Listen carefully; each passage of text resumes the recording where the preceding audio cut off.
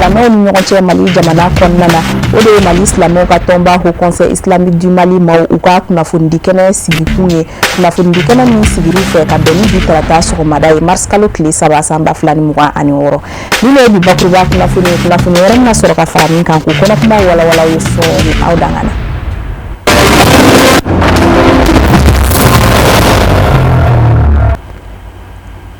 An balima Sheriff Lateli filɛ bɔ Mali kɔnɔ ani Mali kɔ kan an bɛ wale ɲuman dɔn foli kɛ ka ɲɛsin aw kelen bɛɛ lajɛlen ma fo aw sigiyɔrɔ la an b'a fɔ n ka bisimila ka jabaraniso mandi kɔrɔ ni aw ka bamanankan kunnafoni ale kɛnɛ o dayɛlɛntɔ ye Farafinna kalanso dumuni ko o tɔgɔladon kɛrɛnkɛrɛnnen min bɛ sigi a tako 11 baaraw olu ɲɛnɛmayara ka bɛn karido ma mars kalo tile fɔlɔ san 2026 Jalakɔrɔbugu ale la ni dakun nafamaba ye kɛrɛnkɛrɛnnenya la kalandenw u ka dumuni ko yɛrɛ a nasiraw fɛ k'aw ladɔnniya k'a fɔ ko kɛnɛ in yɛrɛ a bonya n'a karama u kun tan bɛ k'a di kalanko minisiri ma ni o de ye Dr Amadou Sisa Vanɛ ye a kɛnɛ tun seriyalen n'o maaba caman fɛ fo ka taa se kalanko dɛmɛbajɛkulu caman ma Sheriff la jabaraniso tɔgɔ la Amadou Kamara ale bɛ ɲɛfɔli kɛ kunnafoni tola.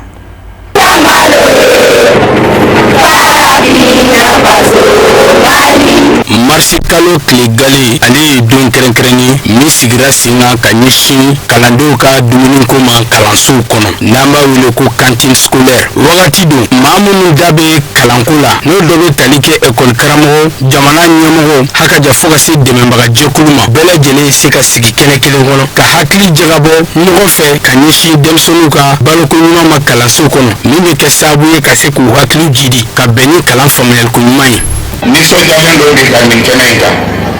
ka minisiri fo kɛrɛnkɛrɛnnenya la k'a sababu kɛ a bɔli laban min kɛra n'o kɛra alphabétisation ye n y'a ɲini a fɛ n ko mago bɛ lycée la Baginda sous-préfecture kɔnɔ a waleyara k'a fo k'a waleɲuman dɔn baara ɲuman na layidu trimɛli la ani cɛ a yɛrɛ n bɛ directrice de cantine fo vraiment cantine ko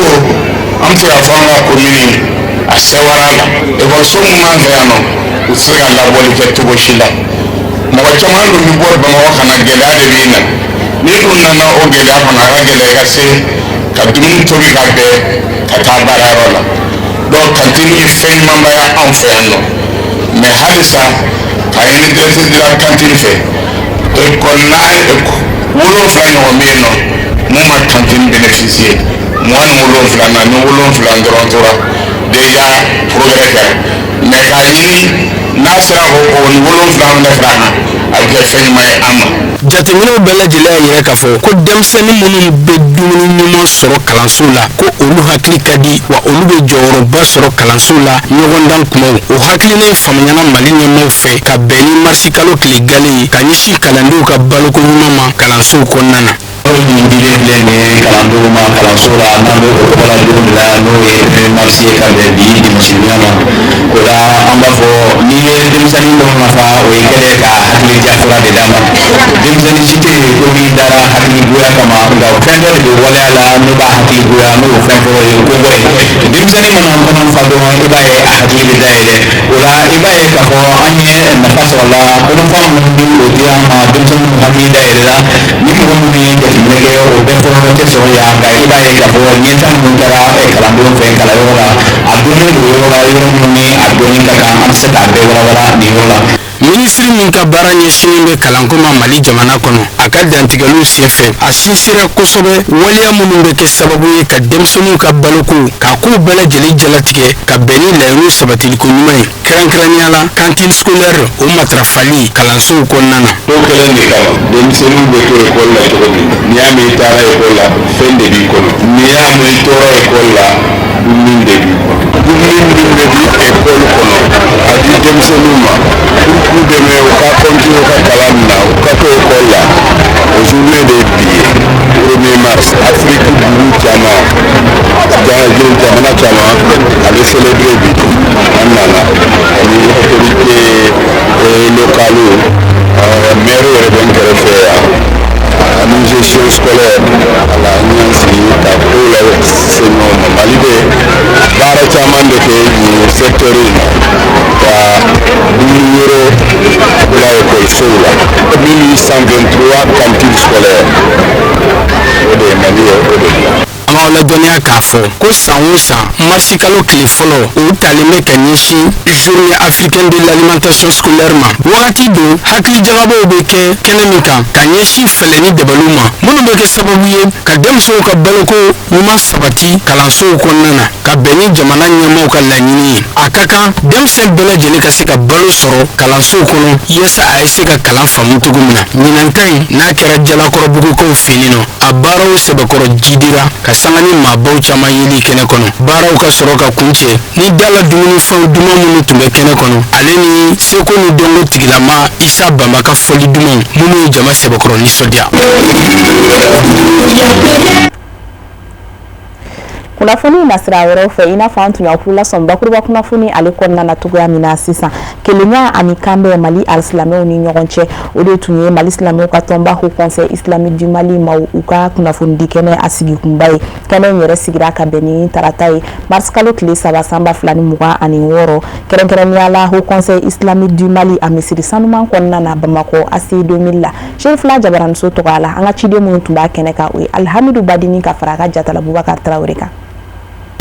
واحتسموا بحبل الله جميعا ولا تفرقوا أي نغم على كجروب كلمة أو كنسونا فرفرا بين كلمة كتنون تلا كدون دا كلمة في ميكا بود دا كلمة في أولا نيني دي الإسلام وجره نكنين كان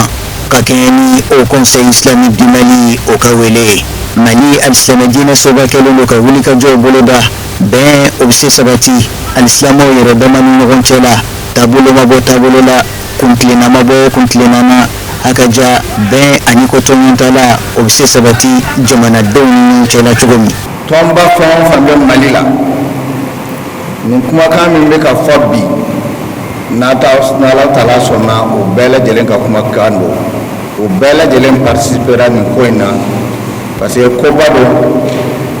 don komi ni mali silamɛ bɛɛ lajɛlen ka hamina ko don. silamɛ bɛɛ lajɛlen kelen kelen u ka hamina ko don o koba ye jumɛn ye a bɛ waati bɔ an ka président n'o ye Sherif Usman Madani Hayidara ye ani tɔn maaba caman o y'a laɲini n'o ye conseil islamique ye k'a fɔ mali silamɛw bi a ka kan an ka se étape wɛrɛ ma étape ye jumɛn ye an ka bɛn an ka kɛ kelen ye o kɔrɔ tɛ k'a fɔ tiɲɛni de bɛ yen mais bi k'a kɛ programme ye programme min bɛ maliyɛn bɛɛ lajɛlen b'a dɔn k'a fɔ taama sira dɔ bɛ sen na hali n'a y'a sɔrɔ hakilina dɔ ma kɛ kelen ye an ka bɛɛ fara ɲɔgɔn kan koba kelen min b'an jɛ ni k'an kɛ kelen ye an ka baara kɛ n'o ye. ka kɛɲɛ ni ɲɛmaaba ka kuntilenna ye alisilamaya dɛmɛtɔn ansaru ɲɛjɔyɔrɔ an fana karamɔgɔ a seyid Sherif Usman Madani Hayidara o conseil islamique du Mali kɔni kɛlen don k'i ɲɛsin fɛn min ma nin waati ninnu na o de ye bɛn ani kolosuma o bɛ se sabati cogo min na bɛɛ k'i ta kɛ ɲɔgɔn gasisiri kɔnɔna na o conseil islamique du Mali ɲɛmaaba a ye wele ɲɛsin alisilamɛw ma ka ɲini u fɛ yafa ɲɔgɔn ma ko tɔɲɔntala bɛɛ k'o kɛ i sinsin bere laɲini olu bɛ se sabati cogo min na fɛn min ye o conseil islamique ye a ye kuntilenna damadɔ ta mun sinsinnen don jɔsen 7 kan. a fɔlɔ o de ye k'a fɔ silamɛw ka bɛn o kɛra wajibi ye an bɛɛ lajɛlen kan farida yɛrɛ don a sɛbɛnnen don cogo min darura don n'i selila dɔrɔn k'i ye silamɛya jɔsen dɔ kɛ n'i ye salamu bila i hakili ka jigin a la silamɛw ka bɛn i bɛna mun kɛ o fana farida la n'i ye sun don k'i ye sun tigɛ dɔrɔn i hakili ka jigin a la n ye sun tigɛ défi jumɛn de bɛ yen bi an bɛ ka sun don an bɛ ka seli wa an bɛ k'a ɲini k'o ka ɲɛ an bolo mais munna tɛ ka ɲɛ défi jumɛn bɛ yen bi an ka bɛnbaliya n'i ye sun tigɛ dɔrɔn ayiwa bɛnbaliya ye an bɛ ka mun k'a la pour que a ka nɔgɔya ko o conseil islamique ko ale yɛrɛ a n'a tɔndenw ani mali silamɛw bɛɛ lajɛlen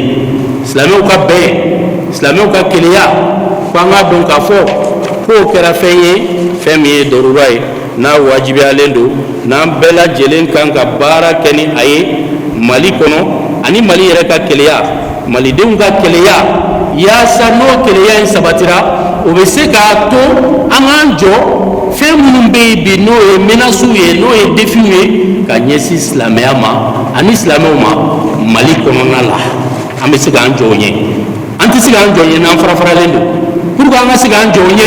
fo an ka kɛ kelen ye donc o de y'a to keleya in a kɛra darura ye ka kɛ wajibi ye ayiwa o conseil islamique ɲɛmaw a n'a tɔndenw ani Mali silamɛw ani diinɛ ɲɛmaw bɛɛ lajɛlen kan ko k'o fɔ Mali bɛɛ lajɛlen ye filanan o de ye k'a fɔ min ye silamɛya ka fɛn sanumanw silamɛya ka hakilabaw a jɔlen don fɛn sanumanba minnu kan n'o dɔnnen don ko an bɛɛ lajɛlen k'an jɔ k'o kɔlɔsi maa si kana dankari a la anw yɛrɛ kana dankari silamɛya ka fɛn sanumanw na min n'a dɔnnen don silamɛ bɛɛ lajɛlen fɛ diɲɛ kɔnɔ k'a fɔ nin ye fɛn sanumanw ye silamɛya bolo maa si kana dankari u la i ka kuma la i kana dankari u la i ka waleya la. A m'aw ladɔnniya k'a fɔ ko nin baara ɲɛbila ye wulikajɔ caman na boloda mun kɔfɛ kɛnɛ in a baaraw sɔrɔla ka kun cɛ ni duwawu ta ye mun kɛra an ka cɛkɔrɔba fɛ Sheikh Yakubu Dukure. An bɛ to nin kɛnɛ kelen kɔnɔna na hali bi ka Mali silamɛw ka tɔnba Haut Conseil Islamique du Mali ma ɲɛma an fana karamɔgɔ a Seyidi Cherif Ousmane Madani Haidara a ka laseliw fana ɲɛmada. أعوذ بالله السميع العليم من شر الشيطان اللعين الرجيم والصلاة والسلام على من لا نبي بعده سيدنا محمد وعلى آله الأطهار وصحابته الأخيار عدد نعم الله وإفضاله أستهل ذكري قائلا رب اشرح لي صدري ويسر لي أمري واحلل عقدة من لساني يفقهوا قولي وبعد سلام الله عليكم يا جماعة المسلمين والمسلمات. أسلموا سندي كوفي سيتي على توبر كماي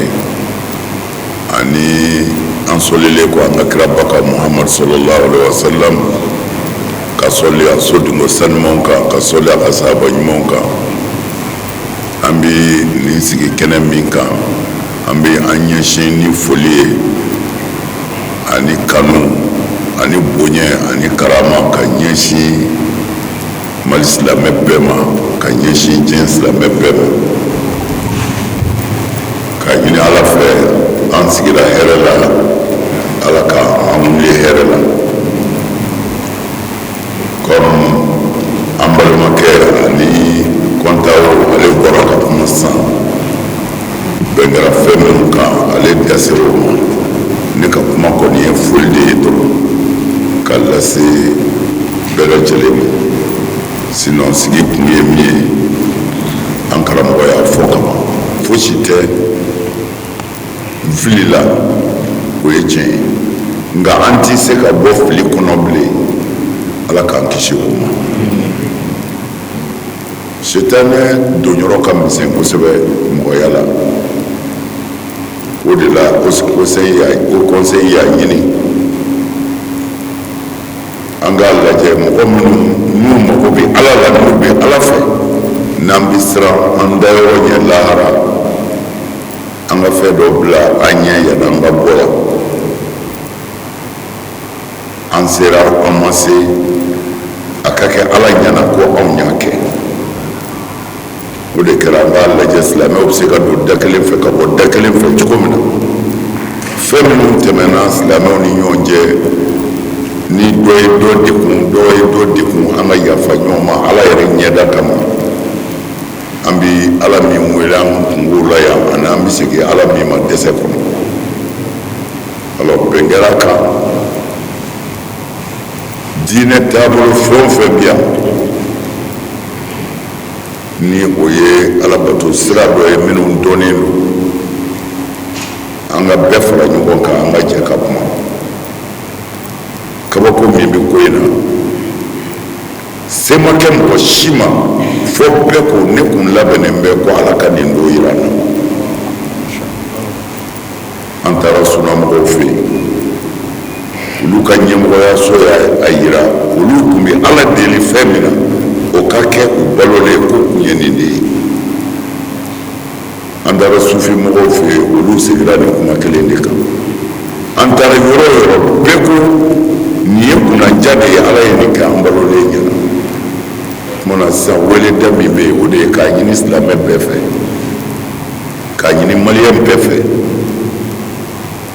ni bɛɛ min ni diinɛ ɲɛmɔgɔyaso bɛɛ bɛnna kan bɛɛ bɛ se ka min kɛ ala i ni ala cɛ gundo la ala y'i seere ye o bɛn kɔnɔna na bɛɛ k'i cɛsiri o la an ka yafa ɲɔgɔn ma ɲɛmɔgɔyaso kɔnɔ tɔn si tɛ yan min bɛ silamɛya représente k'o dɔnnen don n'an n'u ma sigi an bɛɛ yafara ɲɔgɔn ma k'an tɛgɛ don ɲɔgɔn bolo ka bɛnkan dɔw ta fana o bɛnkanw de bɛna kalan bi o de ye sigi in yɛrɛ kun ye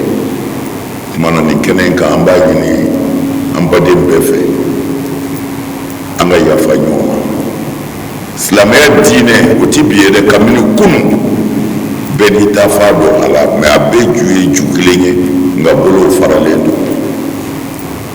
bolo fara n'a ta bɛɛ bɛ se k'i ka baara k'i ka bolo fara kɔnɔ ka sɔrɔ i ka dɔgɔyalima ma se mɔgɔ wɛrɛ ma n'i bɛ ala nɔfɛ bɛɛ bɛ se ka baara k'i ta kɔnɔ fo ka wasa ka sɔrɔ i ma maa wɛrɛ dɔgɔya n'i bɛ ala nɔfɛ alors an ye a ɲini k'o baara de segin bɛɛ minnu tun bɛ jamana in kɔnɔ yan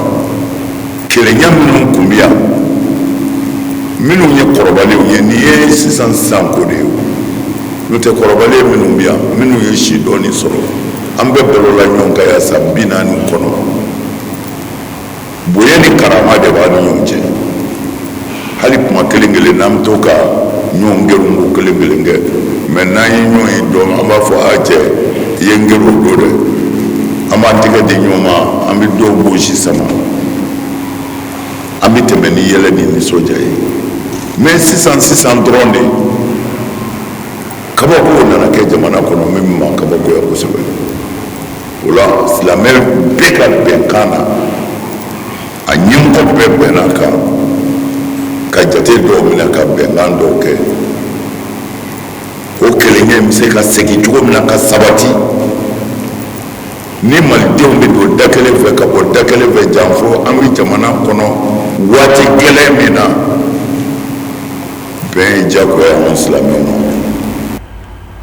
kunnafoni nasira wɛrɛw fɛ baɲumankɛtɔn ONG Alfarku maaw ka tɛmɛ ni centre Oura Salma pour le secours et l'action humanitaire maaw ka dɛmɛ ɲɔgɔnya baaraw ye u ye u ka dɛmɛ dili ninnu baaraw olu nun do ka bɛn ntɛnɛndon ma février kalo tile 2 sanba 2026 n'o bɛ tali kɛ balo 28 ani 500 dili la sigi in yɛrɛ a tun seriyalen do sigida ɲɛmaaw dugutigiw fo ka taa se diinɛ ɲɛma caman ma Serifula Jabaramuso tɔgɔya la Asanatu J Traoré ka fara Abdoulaye Sogodogo ka olu de tun bɛ yan sama minnu na an ka jɛ k'o seereya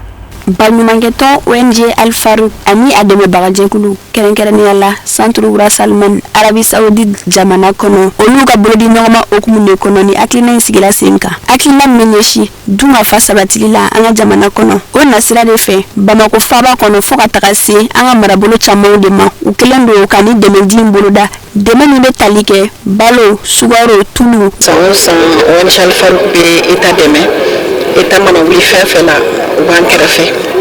mais particularité bɛ bolo ka baara la tuguni u bɛ baara fɛn fɛn kɛ u bɛ eta de ɲininka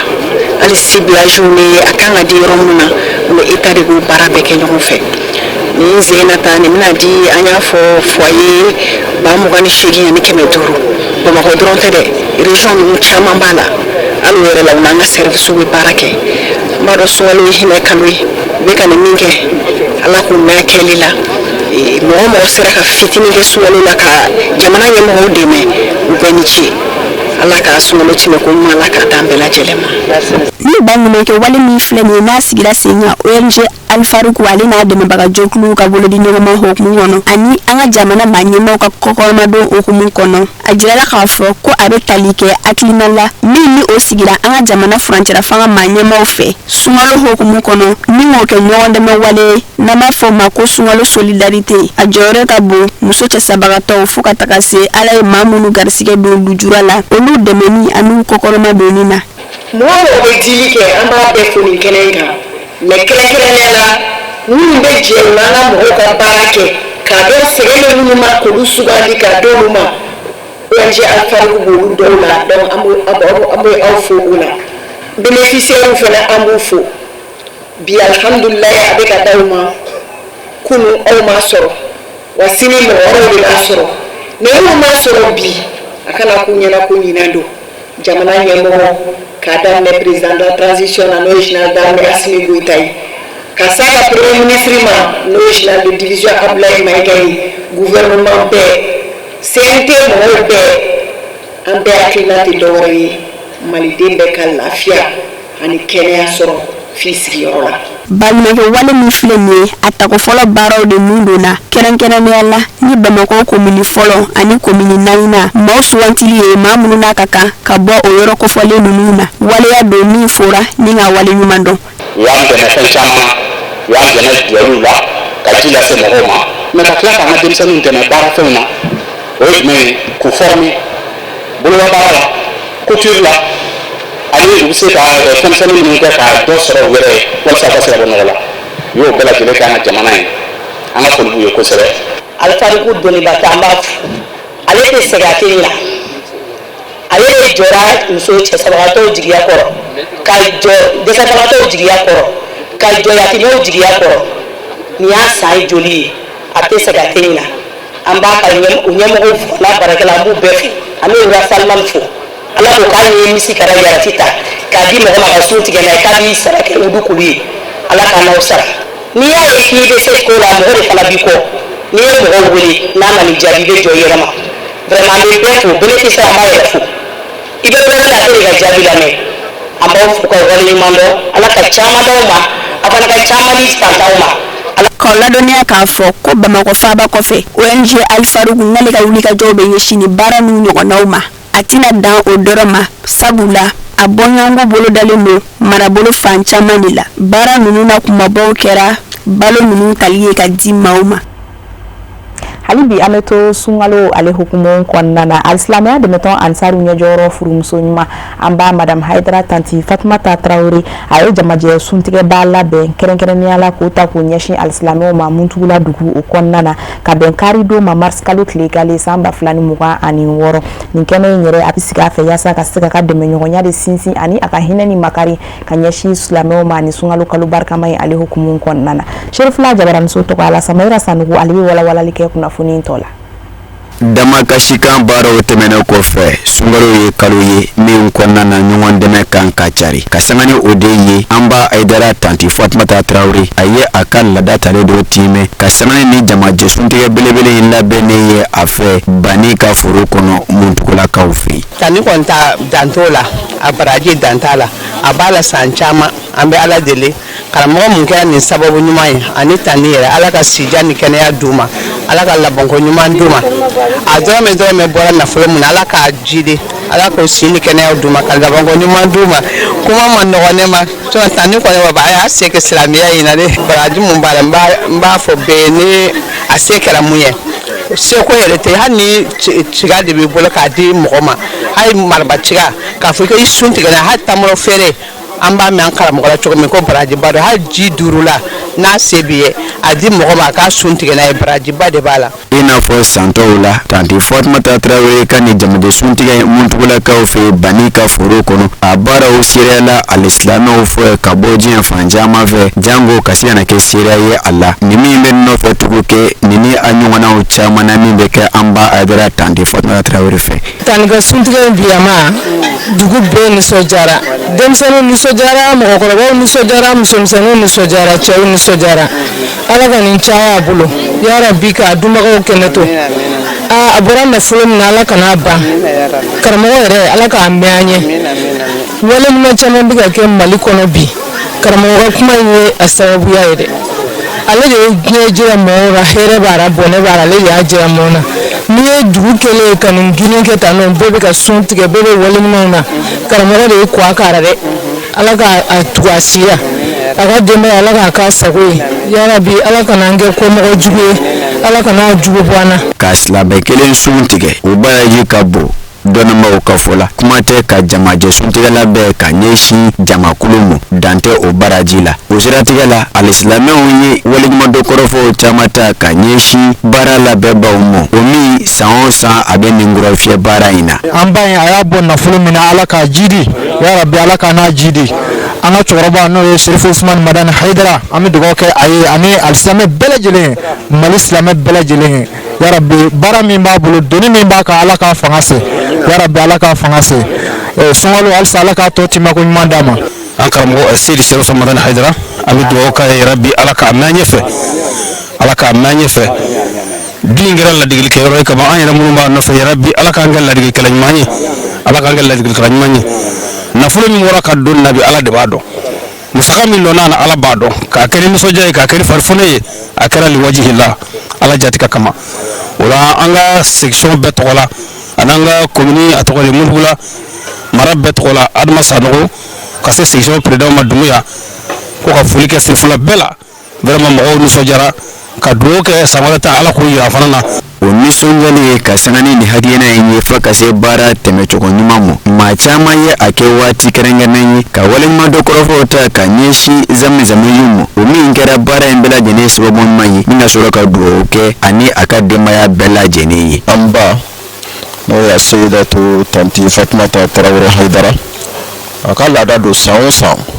a bɛ don bɛɛ ta sunkalo kɔnɔ ka na mɔgɔw sun tigɛ mun tugula a karamɔgɔ ka foro la o kɛtɔ la a bɛ misiw san o kɛtɔ la a bɛ malow san o kɛtɔ la a bɛ fɛn caman wɛrɛw san ka na fantanw ni dɛsɛbagatɔw la nisɔndiya n'a ye an yɛrɛ tanti ɲininka mun b'a bila nin na n'a ka di ye n'i ye misi faga Bamakɔ dunbaga bi sɔrɔ a la n'i ye malo tobi Bamakɔ dunbaga bi sɔrɔ a la n'i ye boisseau ni dabileniw labɛn Bamakɔ dunbaga bi sɔrɔ a la a ko awɔ o ye tiɲɛ ye mais ale ka faamu ye min d'a ma yangaw mako bɛ se ka jɔ a la ka tɛmɛ Bamakokaw kan setigi caman bɛ Bamako don o don suntigɛw bɛ setigiw fɛ yen mais minnu bɛ fo Bamako ko ka jan ko tu kɔnɔna na yan a ka ca la olu kɛ man di ka ni ɲɔgɔnna suntigɛ sɔrɔ teliya la. o nana ka caya ka ye ni jamajɛ suntigɛ belebele in kɛnɛ kan min labɛnna an ba Haidara tanti Fatumata Tarawele fɛ silamɛw ma fɔ o jigiya kɔ baw nɔngɔ goronen dawa o ma kɛ maa negela ye dumunifɛn caman de tun labɛn bɛ labɛn cogo cɛ ɲuman na minnu masiri bɛ ni nin fɛnw ye maa dama jiridenw ani jiriden nɔnɔ bijilew o ni o ɲɔgɔn caman ala ka san wɛrɛ ta yira an bɛɛ lajɛlen na. Amina yarabi Samaira Sanogo o de fana b'an sɛnsɛn k'an funda diɲɛ fan wɛrɛ kunnafoniyaw kan min bɛna lase aw ma karamɔgɔ Musa Fɔnba fɛ.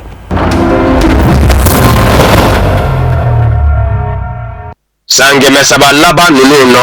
Iran jamana ma kɛlɛtigɛ maa si la Iran jamana ka kɛlɛ bɛɛ lajɛlen kɛra yɛrɛ ɲiningɛlɛw de ye ni Iran jamana cɛfarinw ye wa Iran jamana ka yɛrɛ ɲiningɛlɛ jugu la a b'o kɛ k'o se a da la ka sabu kɛ Iran jamana tɛ jamana nin ye jamana dɔw min bɛ o bɛ san 6000 bɔ bi o kuma ni jugu kɔni ye ɲɛsin Iran mɔ kuma o kuma jugu na nimisa Iran jamana puruni na bawa na fili ka bɔ a bolo i n'a fɔ sɔrɔ bɛɛ la nin ye Iran jamana ma ɲɛma dɔ de ka kuma ye ko Ali Larijani Iran jamana lakana ko o ɲɛmaya bɛɛ de bolo a y'a yira k'a fɔ Iran jamana labɛn bɛ bi kɛlɛ kundala ya ka kɛ ka se a da la ko de danbara ye Iran jamana ni Ameriki cɛ bawo Ameriki jamana ni kɛlɛ kundala janyara bolo bɛ a bɛ yɛrɛ ɲini o kuma kelen la kunnafoni bɛ ka nana ye k'a fɔ Saudiya jamana tajibɔ cakɛda min buna ni caman bɛ ka kɛ Iran jamana ka mugu fililen ye Iran jamana kunnafoni di sira tasnimu ye a jira k'a fɔ Bani Israila de ye a lajɛ ni ka mugu fili Saudiya jamana tajibɔ yɔrɔ in ka Saudiya dugukolo kan n'o ye taji sɛnsɛn yɔrɔ Aramuko ye Rasa Tanura Saudiyakaw fɛ yen ka tamasiyɛnw k'a la i n'a fɔ Iran jamana mugu fililen ka sɔrɔ Bani Israila ka fililen don ko nɔn tɛ ko Iran jamana ka fililiw la ani Ameriki jamana cɛ kɛlɛ lɔ a bɛ ka yɔrɔ yɔrɔ suma a tɛ se ka yɔrɔ si jɛ ka sabu kɛ yɔrɔ ninnu bɛɛ lajɛlen jate bɛ u bolo arabula dugukolo kan u kan ka Ameriki jamana yɔrɔ yɔrɔ bu k'a daminɛ u ka lasigidenzuw la ka taa se u ka kɛlɛcɛw daga yɔrɔw mɔ jɛcogo tɛ a la Iran jamana fɛ ko wa ko arabula jamanaw ka sigi a kan k'a fɔ Bani Israila Saudiya jamana taji bɔ yɔrɔ bulen kɔ u b'a fɛ ka jamana min mɛnɛ bon k'o tulu da Iran jamana kun ko Émirats Arabes Unis danganda don no ye fujaira danganda ye don nataw la ko bani Israel abino bon ko fenet luda Iran jamana ku nimbeke ko ye monye bani Israel ma nyema ofe Iran jamana jugu be se ka cha ya bese nga do kelela ka Iran jamana kuro kwa la nyini yoyi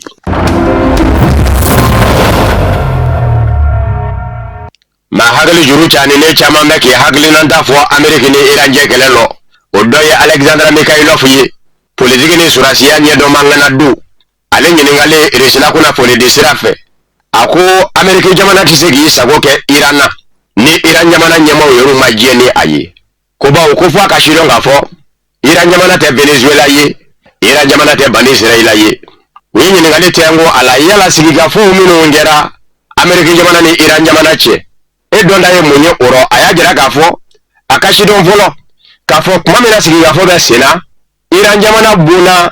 jamba kono Amerika jamana na jenyo jamana bani Israel fe chef ladi sangele ngono akufa akashiro gafo Iran jamana akabuni bani Israel ye chef bishigi wakeleke mina mime abulu o jagate bani Israel bulu kobi Amerika jamana mi ndaka dala Iran jamana ma nyema ukake sovenye abulu kasigi fo kenayi ngade Iran jamana manyemo utura ukaka ku teso sigi fomo ko Amerika jamana lababi tige akakeleke mina una bawo kele kundala yame ni Iran jamana keme ko nyesigi ko Amerika jamana tunase ka kuru tige Iran jamana bulu ni ye Mikhailov ka jatewiye akuna fara ka fo ashila Amerika jamana manyemo ba fe ka Venezuela tashi nona deke Iran odit nase ka sira soro ka do jamana de nu hakili che wali kele jamana de nga jara wali kabla Iran jamana nyama una jangu sira be se ka labla ka Iran jamana ma nyama do mine ka boni aye ina fo Venezuela ta kera chugo ni ku ka chugo to la Iran jamana kono ko ne America jamana ka se bolila Iran jamana ka sago ye o ye America jamana kele ye ka taji tige shini jamana la bawo be ba don ka fo shini jamana ka taji kemegema sarara mugamela jele do bo ni Iran gono de ye o kuma America jamana ka se be boli arabula ko ne mela jele ka sabuge asebe Iran jamana tajila ko la nyini yoyi ma hagali juru chane ne do fene be ko hakana tobukurulu tirike jamana madu minga donda kabu sora ko ni musaka kula ale ko ni kele ngunda la jeyana Iran ni Amerika jamana chebe ko dona farajiye gole yaka bawo golfu persiki arabula ko na kwa jibulu taju temezera do kwa jika ni kuma jara edda jere tajiku odlume ni Israel ndila Saudiya tajibo yoro buni ko mo balala mina keme zarala do farala taji songoka ni tanyi ka bo dollar war bi wulun la ka ke bishegi ni abar ko ni wajibulu nunu mana yelema ku ke kele ke yoro ye oye jago ko la no ko le ye je ko no nga ko la bi boya jamana me nga shini ndu nonde Amerika jamana juru da mateme be o kana kaba jeselege nani binakuka o Amerika jamana namanya kwa ka sit na seka bole Iran jamana ka sabu ga Iran jamana de ngende ku ga jamana nyama ulabla kele ngunda la bi jaya nyeju nyanyuma Amerika ni Iran je nenye turiki ma haglu juru chani ne akana tabukuru luka pumai ade resila kuna kone disira Sputnik Afrikiche Donald Trump ko ne mami hagli la ke esrambe ka Amerika jamana kele che ubla ka jigi Iran dugu ka kibeki yere nege kuna nyashi yera ye ko bimato ayake kora fo la sera kuna fo le dila ufe Donald Trump ya jira ka fo Amerika jamana kele che udoni Iran dugu ka chedo chama meka fo katike nga umale nyininga ale mafoka binake nga namanya ke kwa bake ale be romina bia beka fo de kwa nyachi tayi fulo nonde naja kuyera kaka ke bimato ayake kunga bibina Amerika jamana beka cheni bado Iran jamana kwa leka fola ko wa ko beka sigina e ka fo bundili to be ko fe ka bo Amerika kanyeshi Iran jamana mo o kuni ale re nyininga ko kele ngunda la tedda do ko ngile mobile abiso nga do ko nani nzoro onatabe Iran jamana sina umino mei ni olude kunganga ke fanga taba uye ku bise ka ye jamana ko ka nyauma atafu ye ku ka singa do Irande ukato ko kamvolo ni ye Donald Trump ka pumai Amerika jamana surasi ya nyema ya so ere nyema basa no e Pentagon nyema yi pet exchange ale ayira ka fo jongwala Iran jamana kono Amerika jamana surasi te duguma folo o uye ngali tengo ala yala do na taula Donald Trump no yiga jamana nyema yo ayira ka fo bise jigi dugumo a y'i cɛ ka bɔ kuma kɔrɔ ko cɛ yɛrɛ la t'a fɛ ka don o yɔrɔ in nɔ. Karen Kiakoski, Ameriki jamana sanfɛ kɛlɛcɛw, o lieutenant colonel do musolaka do min bɛ sɛgɛn lafiɲɛ bɔ la. Ale fana y'a hakilinanta di Ameriki jamana ni Iran jamana cɛ kɛlɛ lɔ. A ko Iran jamana kɛlɛ in nɔ, a sinsin bere dɔ ye kunnafoniw minnu bɛ a bolo a ka yɔrɔ bondaw kan k'a bɛ k'olu sɛbɛkɔrɔ labaara. A ko Ameriki jamana san 30 laban ninnu nɔ a ye gwɛlɛyaw minnu sɔrɔ a ka kɛlɛw lɔ. Gwɛlɛya min se sigiyɔrɔma 3 mɔ. Lieutenant colonel ka fɔ la n'a bɛ sɛgɛn lafiɲɛ bɔ la musolaka. Ameriki jamana yi ɲɛsin kɛlɛw minnu ma n'olu kɛra gwɛlɛya ye a mɔ fɔlɔ. Kɛlɛ min ɲɛ bi misɛnya a bolo k'a sabu kɛ kɛlɛ bolofara caya ye. Kelen filanan minan minnu bɛ se ka a kɛlɛmasina ninnu kunbɛn ka sanga ni a kɛlɛɲɔ yɛrɛ ka minanw ye. Bawo minɛnkuraw de bɛ se ka ye a kɛlɛɲɔ bolo. Gwɛlɛya sabanan Ameriki jamana yɛrɛ bɛ kɛlɛkɛminan minnu bɔ ka taa kɛlɛ lɔ i bɛ taa sɔrɔ a kɛlɛkɛminanw musaka ka bon kojugu. Kɛlɛ bɛ ka kɛ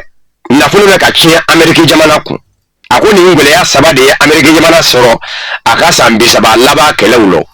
O de y'a to Ameriki jamana bolo kɛlɛ kundala ka surunya nafolo kana tiɲɛ Ameriki jamana kun. Jamanadenw fɛnɛ hakili ka sigi bawo ni kɛlɛ kundala surunyana ko nafolo tɛ ka bin ka tiɲɛ niw tɛ ka tiɲɛ. Jamanaden minnu bɛ Ameriki jamana kɔnɔ olu ti jarawele ka bila jamana ɲɛma la k'u denw bɛ ka bɔnɛ ko nafolo bɛ ka tiɲɛ. Ko nka ko bi Iran jamana kɛlɛ Ameriki jamana fɛ lakanajɛkulu min bɛ Iran corps des gardiens de la révolution islamique a kɔnna Ameriki jamana ni Bani Israël mɔ kɛlɛ in nɔ k'a labɛn. Kɛlɛ min kundala bɛ se ka janya Ameriki jamana bolo Iran jamana y'o labɛn kɛ ka tila k'a ka kɛlɛkɛminɛnw kɛ kɛlɛkɛminɛnw ye minnu musaka ma mun olu ni Ameriki jamana kɛtɔ ka ɲɔgɔn sɔrɔ i b'a ye k'a fɔ u ka kɛlɛkɛminɛnw bi tiɲɛni don Ameriki jamana kɛlɛkɛminɛnw ye olu musakabaw ni ka kɛ nafolo cɛ ye Ameriki jamana kun o dɔ ye duruninw ye. Iran jamana ka durunin jolita ninnu caman min u musakaw man bon nka Ameriki jamana b'u kunbɛn ni sanfɛfɛ kunbɛnla minnu ye i bɛ taa sɔrɔ miliyariw de don bɛ u la. O dɔ ye système patriote in ye a tɛ ka se k'u kunbɛn fana yɛrɛ. Nin ye Ameriki jamana lieutenant colonel kɔrɔ musolaka Karen Kiakoski ka kuma ye ani Elisina kunnafoni di sira Sputnik Afrique cɛ. Maa wɛrɛ fɛnɛ kumana ni o ye Susi jamana den ye surasi jalatigiba kɔrɔ do ko François Meila ale ko Ameriki jamana filila a y'i yɛrɛ tu Bani Israël jamana bolo ka n'i yɛrɛ sɔrɔ kɛlɛ kɔnɔ. Ko ne ko nin tɛ Donald Trump ka kɛlɛ ye. A ko wa Iran jamana bilama kɛ na ka Ameriki jamana dagayɔrɔ caman bon k'u sɔrɔ arabula jamana caman nɔ. A ko nazaраlatɔnba Union européenne jamanaw minnu fɛnɛ bɛ yen ni olu bɛ ka don ɲɔgɔn ɲini u kɛrɛ ka kɛrɛnkɛrɛnnenya Faransi n'a ɲɛma Emmanuel Macron olu tɛ se ka don ni kunkɔrɔta ye ko kɔnɔ bilen bawo bi na bɛɛ b'a dɔn k'a fɔ Donald Trump ka laɲini ma se ka dankɛnɛmaya Bani Israël ta ma se ka dankɛnɛmaya laɲini kun ye mun ye Ayatollah Ali Khamenei faale u fɛ jamanadenw ka bɔ k'u ka nisɔndiya jira ko a ɲɛna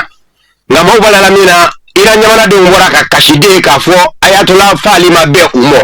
wa u t'u ka fanga kɔbila u t'u ka jamana ɲɛmɔgɔw kɔbila. O tuma na Ayatollah Ali Khamenei kɛra seedesu ye Donald Trump ni Bani Israël ma ɲɛma Benjamin Netanyahu sababu la. Ko tuma na nazarala jamanaw tɛ se ka don u kun kɔrɔtalen kɛlɛ in nɔ. Ko nka Faransi jamana ɲɛma Emmanuel Macron a kɛkun k'i yɛrɛ don kɛlɛ lɔ a b'a fɛ Faransi jamana fɛnɛ ka se ka jate arabula jamanaw ɲɛkɔrɔ k'a sabu kɛ nafoloma yɔrɔ don. O tuma don nataw la Ameriki jamana mana fɔ a yɛrɛ na se ka fɔ o da fɛ ko de y'a to a ye ko ta yɛrɛ tuna ka wuli ni a ka kɛlɛkɛkurunba ye n'o ye porte-avions Charles de Gaulle ye k'a bɛ t'i yɛrɛ don kɛlɛ lɔ. Igor Korochenko Irisila lakanako kunnafoni di so o ɲɛmaaba don a ko Iran jamana surasiya a ko Iran jamana maa ɲɛmaw ye kɛlɛ kɛcogo min bila sen kan a bɛ sɔn ka gwɛlɛyaba se Ameriki jamana ɲɛmaa Donald Trump ni a jɛɲɔgɔnkɛ Benjamin Netanyahu ma Bani Israël ko bawo ko Iran jamana maa ɲɛmaw ye kɛlɛ kɛcogo min bila sen kan Iran faaba ye Teheran ye jamana ɲɛmaa bɛ yen nka o kɔrɔ tɛ ko fanga bi dan Teheran na. Iran marabolo bɛɛ lajɛlen ye kɛlɛ ɲɛmaayaso dɔ ye o kɛkun ye mun ye tiɲɛ don ni ko dugumafɛn a kunkolo don ni y'o tigɛ a bɛ kɛ juruden ye nka o k'a sɔrɔ ko dannen don faaba la Teheran marabolo bɛɛ lajɛlen ye kɛlɛ ɲɛmaayaso dɔ ye ni Teheran bira n'o ye faaba ye marabolo ɲɛmaaya so b'i jɔ ni kɛlɛ ye o de y'a to ayatola ali kamene kabila ma fa a nanabilaw dɔnnen kun do ka ban wa surasi ɲɛmaabaw fɛnɛ bɛ o cogo rɔ o kumana a ka gwɛlɛ kunkolo yanfa ka bi Iran ko hali ni se kɛra jamana ɲɛmaa la Iran a tɛ Iran ɲamana ka kɛlɛ jɔ ko wa dɔwɛrɛ ma to Iran ɲamana y'o fɛɛrɛ bila sen kan dɛ yɛrɛ ɲini de don.